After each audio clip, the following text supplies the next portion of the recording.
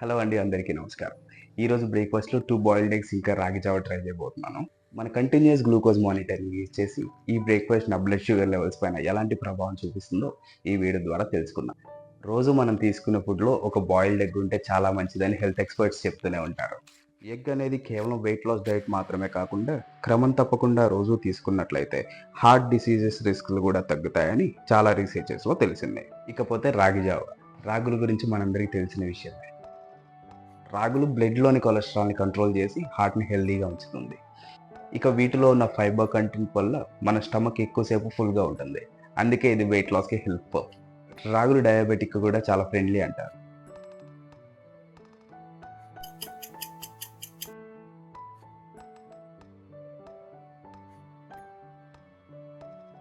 నేను బ్రేక్‌ఫాస్ట్ చేసి 90 మినిట్స్ అవుతుందండి. ఇక్కడ అబ్జర్వ్ చేస్తే ఫాస్టింగ్‌లో నా బ్లడ్ షుగర్ లెవెల్ 107. బ్రేక్‌ఫాస్ట్ చేసిన 90 మినిట్స్ తర్వాత 99. ఒకసారి గ్రాఫ్ అబ్జర్వ్ చేస్తే నా బ్లడ్ షుగర్ లెవెల్ వితిన్ 90 మినిట్స్‌లో 107 నుంచి 150కి ఇంక్రీజ్ అయ్యి గ్రాడ్యువల్‌గా 99కి డిక్రీజ్ అయింది.